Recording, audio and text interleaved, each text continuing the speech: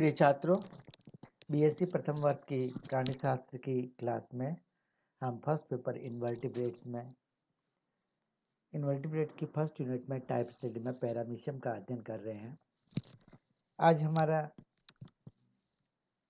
Paramecium का जो है तीसरी क्लास है, इसलिए इसको पार्ट थर्ड में डिवाइड कर दिया गया है। इस पार्ट थर्ड में हम पैरामीशियम की फिजियोलॉजी के बारे में अध्ययन करेंगे। फिजियोलॉजी में आने वाले मोमेंट में सबसे पहले यदि हम देखें तो इन फिजियोलॉजिकल पॉइंट्स का अध्ययन करेंगे। सबसे पहले देखेंगे पैरामीशियम का लोकोमोशन। क्योंकि यह सीलिएट्स है, सीलिया के माध्यम से गमन करता है, तो सीलियरी बीटिंग देखेंगे, और जब तैरता है तो मोड ऑफ स्विमिंग लोकोमोशन के अंतर्गत देखेंगे।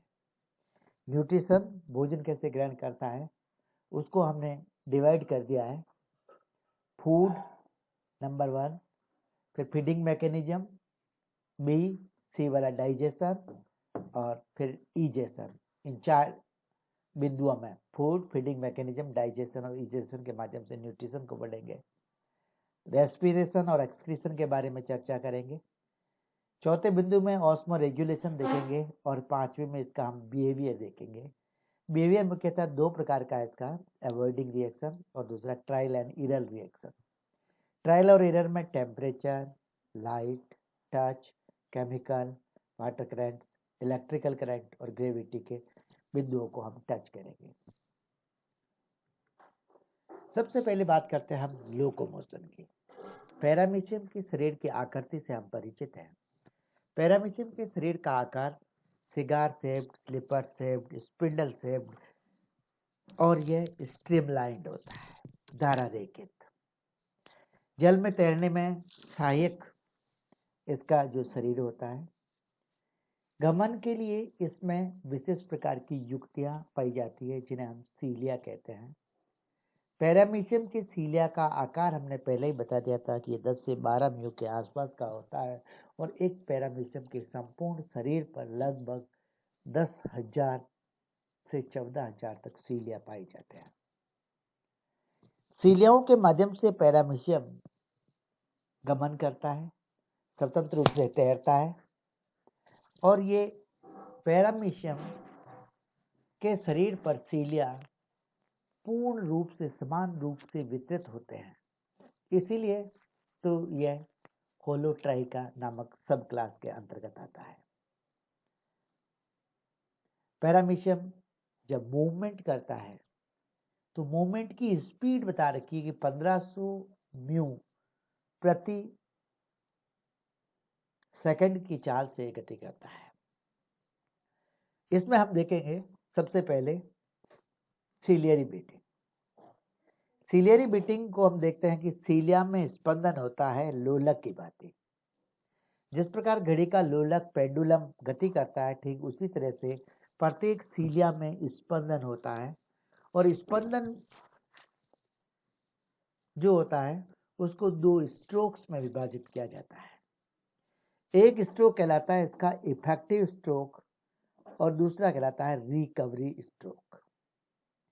इफेक्टिव स्ट्रोक और रिकवरी स्ट्रोक 2 प्रकार के स्ट्रोक इस पर पाए जाते हैं। जो प्रभावी स्ट्रोक होता है वो हमेशा पीछे की ओर होता है। पीछे ये ऐसे दबाएगा, पीछे की ओर प्रभावी जो स्ट्रोक होता है उस समय ये इस पक्षमाप के माध्यम से बल लगाकर जल को पीछे की ओर धकेलता है, लेकिन पीछे की ओर धकेलने की क्रिया में ये सीधा बिल्कुल पीछे नहीं जाता, बल्कि हल्का तिरछा जाता है।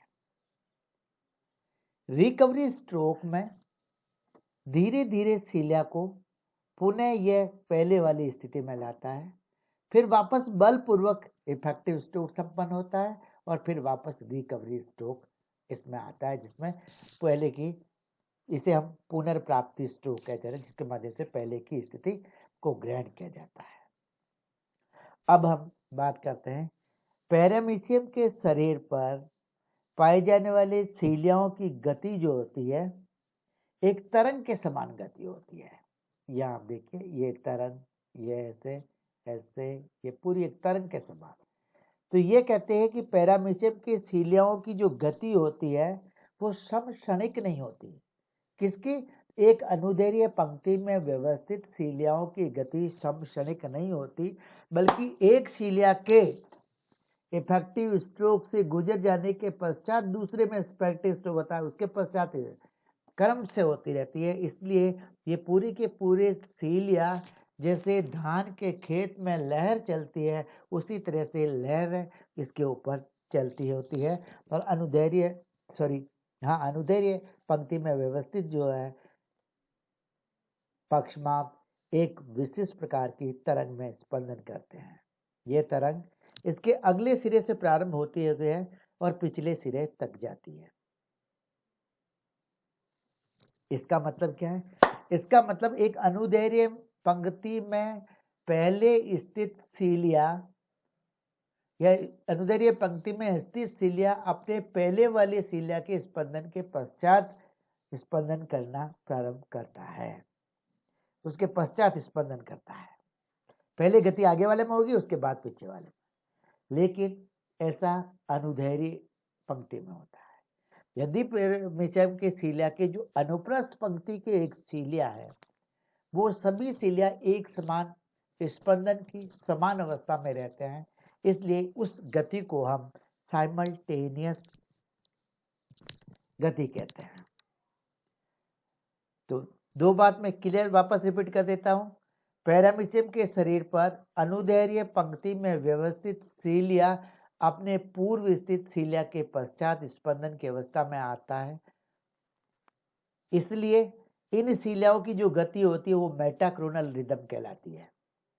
अनुप्रस्थ पंक्ति में उपस्थित सीलिया सब एक समय स्पंदन की समान अवस्था में होते हैं, इसलिए ऐसी गति जो होती है वो सिंक्रोनस मूवमेंट कहलाती है या सिंक्रोनस बीटिंग स्पंदन कहलाती है। पैरामीशियम के आगे की ओर गति करते समय जो अनुक्रमिक तरंग है उसके पिछले सिरे से आगे की ओर गति करेगा तो अनुक्रमिक तरंग पिछले सिरे से चलेगी, और पीछे की ओर गति करेगा तो अगले सिरे से अनुक्रमिक तरंग इसमें चलती है। अब बात आती है मोड ऑफ स्विमिंग की। जब तैर रहा होता है तब क्या स्थिति होगी उसको बताता है। गति करते समय पैरामीशियम एक सीधे पथ का अनुसरण नहीं करता। पैरामीशियम जब भी गति करता है तो सीधे पथ का अनुसरण नहीं करता, बल्कि एक जो मेन एक्सिस होती है उस एक्सिस के चारों ओर चक्कर लगाते हुए राइफल की गोली की भांति आगे की ओर गमन करता है। इस प्रकार ये एक हेलिक्स का निर्माण करता है। एक हेलिक्स की दिशा में यह गति करता है, चक्रण करता हुआ। अब बात आती है कि इस प्रकार की गति क्यों करता है। तो इस प्रकार की गति करने के दो कारण हैं। पहली बात तो हमने बताई थी कि पैरामीशियम के शरीर की जो सीलिया होता है उसका प्रभाविक स्ट्रोक सीधा पीछे की ओर नहीं बन करके हल्का तिरछा बनता है, इसलिए यह गति में स्पाइरल मूवमेंट आ जाता है। दूसरी बात, इसका जो शरीर के सीलियाओं की अपेक्षा बक्कल सीलिएचर के पास वाली जो सीलिया है वो सीलिया अन्य सीलियाओं की अपेक्षा में अधिक तेजी से स्पंदन करते हैं। मुख खांच के पक्षमाप तिरछे और अधिक तेजी से गति करते हैं। इन दो कारकों के संयुक्त प्रभाव के कारण पैरामीशियम आगे की ओर गति करते समय सीधी गति नहीं करके एक एक्सिस के चारों ओर हेलिक्स नुमा गति करता है या राइफल की गोली की भांति चक्कर लगाता हुआ वामावर्त दिशा में घूमता हुआ आगे की ओर चलता है। किंतु जब भी पैरामीशियम पीछे की ओर चलता है तो यह एक सीधे मार्ग का अनुसरण करता है। इस दिशा में जो अनुक्रमिक तरंगें चलती है वो आगे से पीछे की ओर चलेगी। ऐसा वास्तव में तब होता है जब प्रभाविक स्ट्रोक की दिशा आगे की दिशा में होता है। पैरामीशियम की गति की यांत्रिकी के बारे में बहुत कम अध्ययन हो पाया है, लेकिन ऐसा माना जाता है कि पक्षमापों का उत्पादित करने वाली बेसल बॉडी के साथ बना हुआ काइनेटिक का जो सिस्टम होता है वो इस गति में समन्वय स्थापित करने का कार्य करता है और पक्षमाभों में प्रभावी और रिकवरी स्ट्रोक के लिए उनमें पाए जाने वाले पेरिफेरल फाइबर्स जिम्मेदार होते हैं। इन्हीं तंतु की संकुचन के कारण आवश्यक ऊर्जा एटीपी के रूप में इन्हें प्राप्त होती है।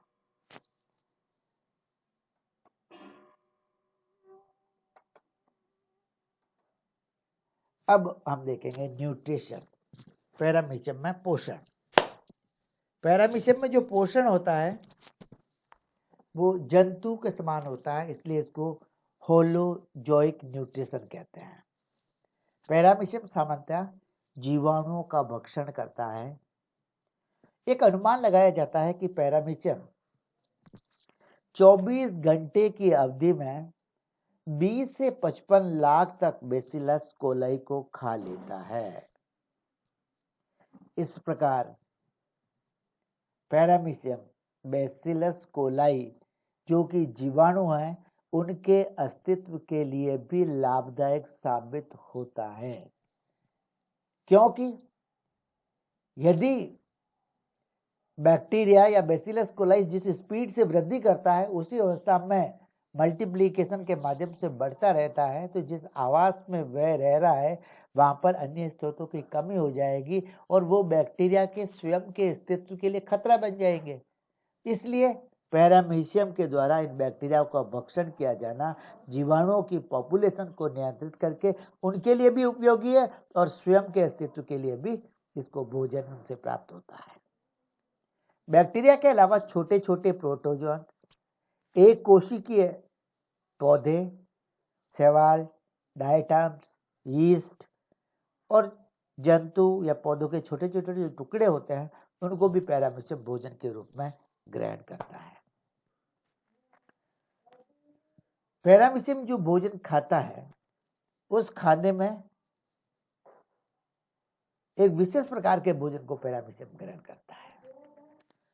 पैरामीशियम की विभिन्न जातियों की हमने बात करी थी, Paramecium caudatum, Paramecium aurelia, Paramecium बर्सेरिया।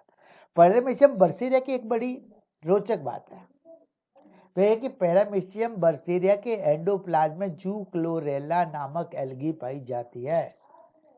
ये जू क्लोरेला नामक एल्गी प्रकाश संश्लेषण की क्रिया के माध्यम से ग्लूकोज को उत्पन्न करेगी जो इसके भोजन का स्रोत होएगा।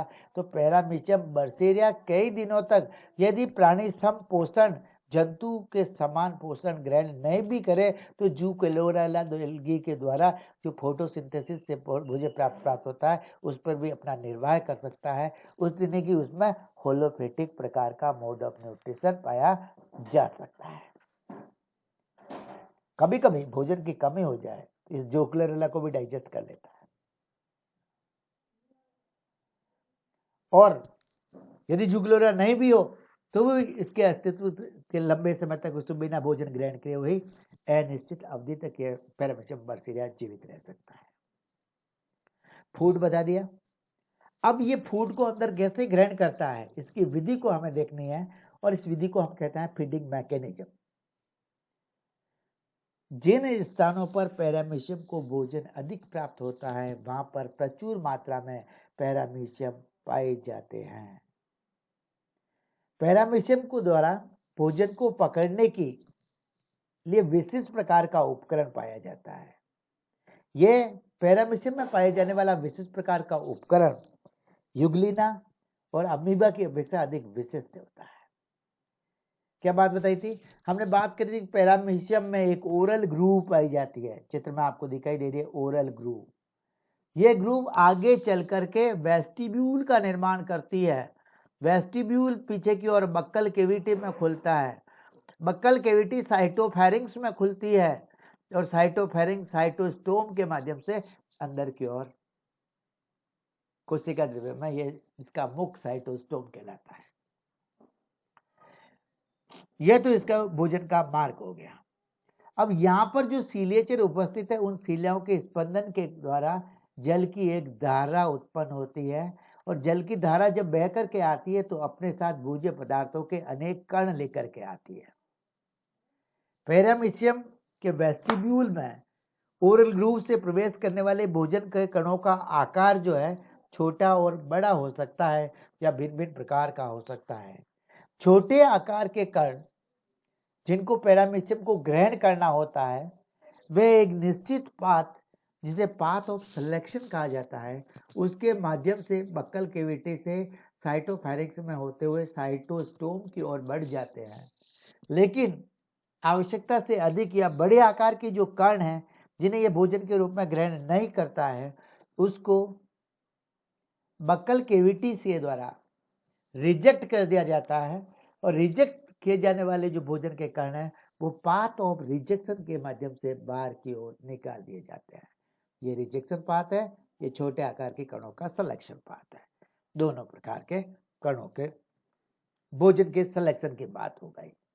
अब मास्ट 1947 के अनुसार ये कहता है कि जो वेस्टिब्यूल में आने वाले भोजन के कण, छांटे हुए जो कण हैं, वही बक्कल कैविटी में जाकर के सिलेक्शन पाथ में जाते हैं और रिजेक्ट किए हुए कण हैं वो रिजेक्शन पाथ के द्वारा बाहर की ओर निकाल दिए जाते हैं। इस प्रकार भोजन के कणों को सिलेक्शन कर करके पैरामीशियम अंदर की ओर ग्रहण करता है। इसलिए पैरामीशियम एक प्रकार का सेलेक्टिव फीडर हो गया। क्या हो गया? पैरामीशियम सेलेक्टिव फीडर हो गया, जो पाथ ऑफ सिलेक्शन के माध्यम से भोज्य पदार्थों को ग्रहण करता है। दूसरी बात, जल की धारा को उत्पन्न करने का कार्य सीलिया ने करा, इसलिए जल की धारा के साथ बह कर आए भोज्य पदार्थों को पैरामीशियम ग्रहण करता है।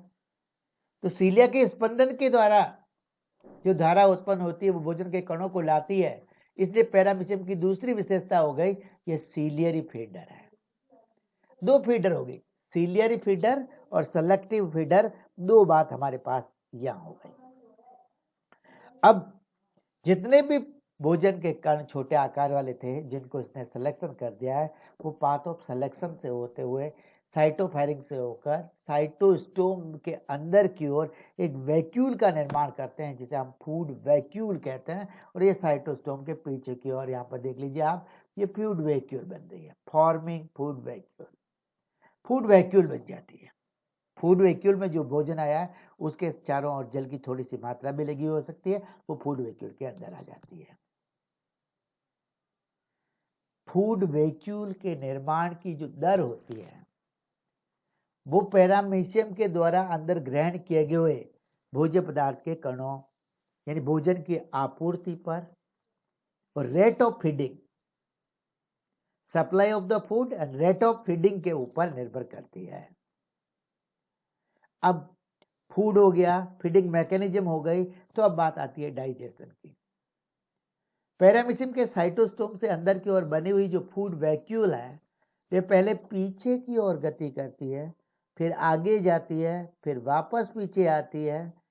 तो ये जो गति है फूड वैक्यूल की, इसकी कोशिका द्रव्य के साथ गति होती है, इसलिए इस गति को साइक्लोसिस कहा जाता है। जीव द्रव्य भ्रमण, जीव द्रव्य भ्रमण में फूड वैक्यूल एक निश्चित पाथ में पहले पीछे, फिर आगे, फिर वापस पीछे की ओर गति करती है। पाचन के इस पथ में या इस स्पेसिफिक पथ में फूड वैक्यूल में उपस्थित भोज्य पदार्थ के कणों का जो डाइजेशन है वो प्रोटीएज, कार्बोहाइड्रेट और लाइपेज नामक एंजाइमों के माध्यम से हो जाता है और पचित भोज्य पदार्थ कोशिका द्रव्य में विस्तृत हो जाते हैं। इसलिए जो जो फूड वैक्यूल गति करती है, त्यों भोज्य पदार्थों का विस्तरण साइटोप्लाज्म में हो जाने से इस फूड वैक्यूल का आकार घट करके छोटा सा रह जाता है, जो कि अपचित भोजन होता है। अपचित भोजन को बक्कल कैविटी के पिछले वाले सिरे पर या जो स्टोम था उसके थोड़े से पीछे की ओर एक डेफिनेटिव क्षेत्र पाया जाता है, जिसे साइटोपाइगी या साइटोप्रोक्ट कहते हैं। वहां से अपचित भोजन या अनडाइजेस्टेड फूड को बाहर की ओर निकाल दिया जाता है। या खाद्य धानी में जब पाचन होता है तो इसका माध्यम क्षारीय होता है। क्षारीय दशा को कहते हैं। पचा हुआ भोजन अवशोषित हो गया तो अवशोषित भोजन को ग्लाइकोजन और फैट ग्लोब्यूल्स के रूप में इसमें संचित कर दिया जाता है, ताकि जरूरत पड़ने पर यह पदार्थ इसकी जैविक क्रियाओं के काम में आ सके। अब लास्ट वाला पोर्शन इसमें छूट गया है, जिसको हम इजेक्शन कहते हैं। थोड़ा सा पार्ट हमने इसमें भी कर दिया है। भोजन का पाचन हो गया, अवशोषण हो गया, रेजिडुअल बॉडी हमारे पास बन गई, वो एनल स्टॉप, इसको कहते हैं एनल स्पॉट, साइटोपाइगी, साइटोप्रोक्ट, उसके द्वारा बाहर की ओर डिस्चार्ज कर दिया जाता है। हर समय अपचित भोजन को इसी डेफिनेट साइट से बाहर की ओर निकाला जाता है। यह भी पैरामीशियम की एक विशेषता है। अब हमारे पास आ जाती है इसके ऑस्मो रेगुलेशन की बात। पैरामीशियम संकुचनशील धानियों के माध्यम से ऑस्मो रेगुलेशन की क्रिया को संपादित करता है। पैरामीशियम जिस आवास में रहता है उस आवास के जल की सांद्रता और पैरामीशियम के शरीर के भीतर पाए जाने वाले कोशिका द्रव्य की सांद्रता में भिन्नता पाई जाती है। कोशिका द्रव्य अधिक सांद्र है, इसलिए प्राशन की क्रिया के द्वारा जल निरंतर इसके शरीर में विस्तरण की क्रिया के द्वारा प्रवेश करता रहता है। इसके अलावा भी जब जब ये भोज्य पदार्थ के कणों को साइटोस्टोम से ग्रहण करता है तो उस भोज्य पदार्थ के चारों ओर जल की एक पतली फिल्म इसके शरीर में प्रवेश कर जाती है। तो पैरामीशियम के शरीर में निरंतर भोजन की आपूर्ति और विसरण की क्रिया के माध्यम से जल आता रहता है, जिसे बाहर निकालना आवश्यक है, नहीं तो पैरामीशियम का शरीर फूल करके फट जाएगा। इसे बाहर निकालने के लिए पैरामीशियम में कॉन्ट्रेक्टाइल वेक्यूल्स पाई जाती है और इन कॉन्ट्रेक्टाइल वेक्यूल्स की संख्या 2 होती है। एक इसके अग्रगोलीय सिरे की ओर स्थित होती है जो एंटीरियर कॉन्ट्रेक्टाइल वेक्यूल कहलाती है, और दूसरी इसके पिछले सिरे की ओर होती है जो पोस्टीरियर कॉन्ट्रेक्टाइल वेक्यूल कहलाती है। और प्रत्येक जो कॉन्ट्रेक्टाइल वेक्यूल होती है वो प्रत्येक कॉन्ट्रेक्टाइल वेक्यूल 6 से 10 रेडियल केनाल से एफरेंट पल्सेटिक केनाल्स के माध्यम से घिरी हुई होती है। ये कॉन्ट्रेक्टाइल वेक्यूल 1 2 3 4 5 6 7 8 6 से 10 तक ये इसके चारों ओर रेडियल केनाल्स पाई जाती है। कोशिका द्रव्य में प्रवेश करने वाला जल जो है सबसे पहले एंडोप्लाज्मिक रेटिकुलम से जाता है। एंडोप्लाज्मिक रेटिकुलम से ये नेफ्रिडियल ट्यूब्यूल्स में जाएगा, नेफ्रिडियल ट्यूब्यूल्स से ये फीडर केनाल में जाएगा और फीडर केनाल से ये रेडियल केनाल में जाएगा, और रेडियल केनाल जब डायस्टोल में हो जाएगी तो वो अपने जल को कॉन्ट्रेक्टाइल वेक्यूल जो होती है मेन उसमें उड़ेल देगी, और ये जो रेडियल केनाल से वो डायस्टोल में चली जाएगी, और इनके डायस्टोल में जाने के कारण जो मेन कॉन्ट्रेक्टाइल वेक्यूल है वो डायस्टोल में आ जाएगी। ये तो सिस्टोल में चली जाएगी और ये डायस्टोल में आ जाएगी।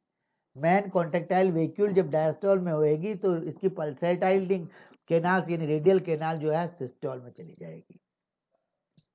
और इस प्रकार सारा का सारा जल जब मेन कॉन्ट्रेक्टाइल वेक्यूल में इकट्ठा हो जाता है तो उस पर मायोफिब्रिल बंडल्स पाए जाते हैं, उनमें संकुचित होता है और संकुचन के माध्यम से सारे के सारे जल को बाहर की ओर निकाल दिया जाता है। इसी को डायग्राम के माध्यम से इसने यहाँ प्रकट कर रखा है। पहली अवस्था में तो जल की एंट्री है, बी वाला है, बी में वेक्यूल्स इन सिस्टोल, ये मेन कॉन्ट्रेक्टाइल वेक्यूल है जो सिस्टोल में है। रेडियल केनाल डायस्टोल में थोड़ी सी फूली हुई है। रेडियल केनाल जब खाली होएंगी इसमें तो रेडियल केनाल तो हो जाएगी सिस्टोल में और मेन कॉन्ट्रेक्टाइल वेक्यूल हो गए डायस्टोल में। मेन कॉन्ट्रेक्टाइल वेक्यूल जब डायस्टोल में होगी तो ब्रस्ट होकर के पानी को बाहर की ओर निकाल देगी। ये क्रिया ऑस्मो रेगुलेशन की क्रिया इसमें कहलाती है। अब इसके बाद हमारे पास दो और बात आती है कि इसमें सब्सन और रेस्पिरेशन। सब्सन क्रिया अमीबा या अन्य लवण जलीय अलवण जलीय प्रोटोजोन्स जंतुओं की भांति सामान्य विसरण की क्रिया के द्वारा होती है। जल में घुली हुई ऑक्सीजन विसरण की क्रिया के द्वारा इसके कोशिकाओं द्रव्य में पहुंचती है। जहां भोज्य पदार्थों का ऑक्सीकरण के फलस्वरूप उत्पन्न हुई कार्बन डाइऑक्साइड और अमोनिया विसरण की क्रिया के द्वारा शरीर से बाहर निकल जाती है। जल निरंतर प्रवेश करता है जो ऑस्मो रेगुलेशन के माध्यम से बाहर की ओर निकाल दिया जाता है। तो यहाँ पर हमारे पास बात होगी रेस्पिरेशन की, एक्सक्रीशन की और ऑस्मो रेगुलेशन की बात कंप्लीट हो गई है। अब हम बात करते हैं पैरामीशियम के व्यवहार की।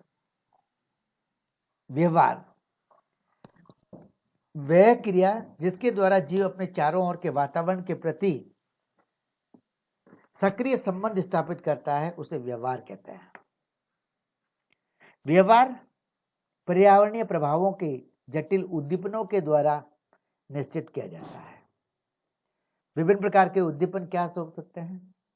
उद्दीपन हो सकता है प्रकाश की तीव्रता हो सकती है, ताप हो सकता है, स्पर्श हो सकता है, कोई रसायन हो सकता है, जल की धारा हो सकती है, गुरुत्वाकर्षण बल हो सकता है, या विद्युत उद्दीपन हो सकता है। इन उद्दीपनों के प्रति जो क्रिया होती है वो प्रतिक्रियात्मक व्यवहार कहलाती है। यदि प्राणी इन उद्दीपनों के प्रति अनुकूल गति करता है तो उसे टैक्सेस कहा जाता है, उसे पॉजिटिव कहा जाता है। उद्दीपनों के प्रति यदि विपरीत अनुक्रिया करता है तो उसके नेगेटिव कहा जाता है। इन रिएक्शनों में पैरामीशियम जो होता है वो दो प्रकार की विक्रिया मुख्यतः करता है।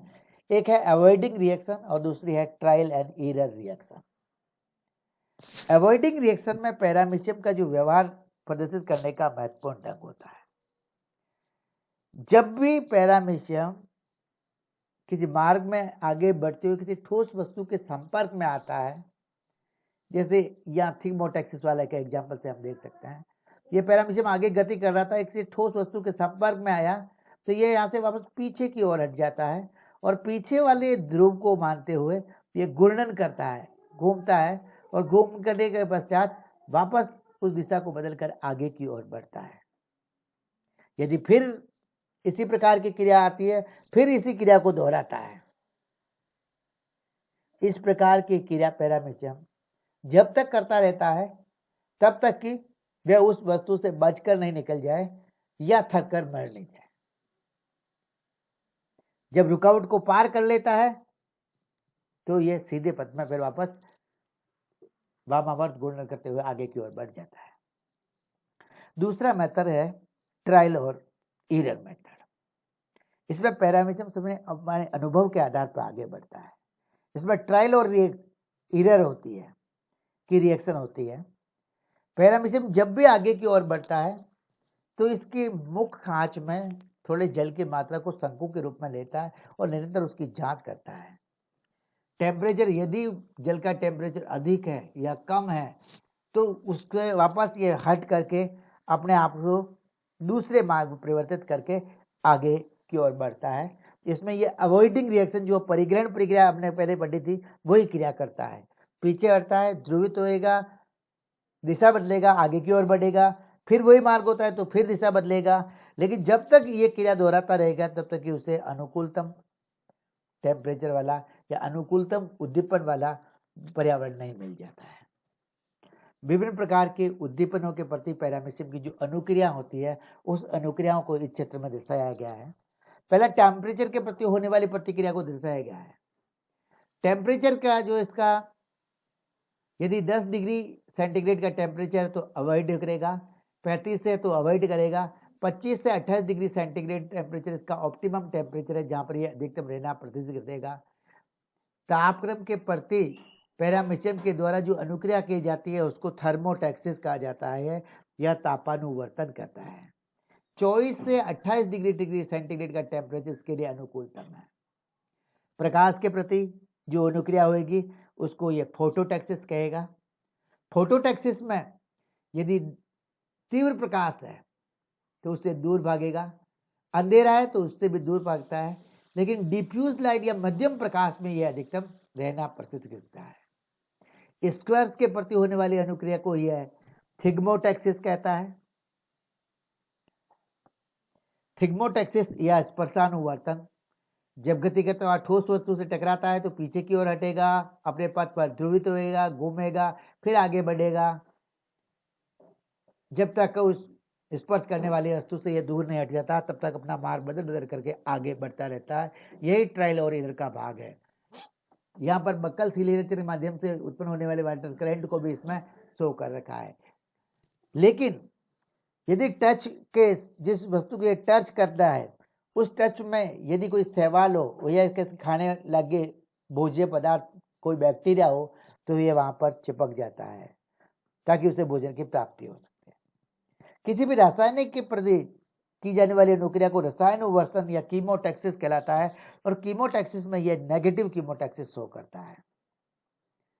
लवण का विरल घोल की बूंद में यदि प्रवेश नहीं करते हैं, यदि दुर्बल अम्ल है तो उस विलयन की बूंद से यह प्रति पॉजिटिव क्रिया शो करता है। स्ट्रॉन्ग एसिड से दूर भागता है, माइल्ड एसिड की ओर यह गमन करता है। यह कीमोटैक्सिस की विशेषता है। धारा के प्रति जो अनुक्रिया होती है उसको हम रियोटैक्सिस कहते हैं। रियोटैक्सिस में जो मध्यम जल की धारा है उसके विपरीत यह गमन करता है। विद्युत के प्रति की जाने वाली उद्दीपन को गैल्वेनोटैक्सिस कहा जाता है। ये एक प्लस एनोड एक माइनस एनोड लगा दिया जाता है तो ये प्लस से माइनस वाले कैथोड की यानी कि एनोड से कैथोड की ओर यह गमन करता है। तीव्र विद्युत होने पर धन ध्रुव या धनाग्र की ओर गति करके अंत में विघटित हो जाता है। गुरुत्वाकर्षण के प्रति जो क्रिया होती है उसको गैल्वेनोटैक्सिस जियोटैक्सिस कहा जाता है। और पैरामीशियम के संवर्धन में जो प्रणाली में रखा जाता है उस प्रणाली में पैरामीशियम जल की सतह के चारों ओर आकर के इस प्रकार इसका अग्र वाला गोलीय सिरा ऊपर की ओर टच करते हुए सीधा अपवर्ड पोजीशन में लटका हुआ दिखाई देता है। यदि यूट्यूब में डालें इसको और यूट्यूब को उलट दें तो एक सतह से गति करके दूसरी में होते हुए दूसरी के नीचे की ओर जाएंगे, नीचे की ओर नहीं जाकर वापस ऊपर वाली सतह पर आकर बीच वाली सतह पर ये एक साथ लटक कर दूसरी भुजा में व्यवस्थित हो जाते हैं। ये पैरामीशियम की कुछ रेस्पॉन्सेस थी, उनको हमने देख लिया। यह अध्याय हम यहीं पे समाप्त करते हैं। Thank you for watching this video. Have a good day. इस विषय का चौथा पोर्शन हम आगे वाली स्लाइड में देखेंगे।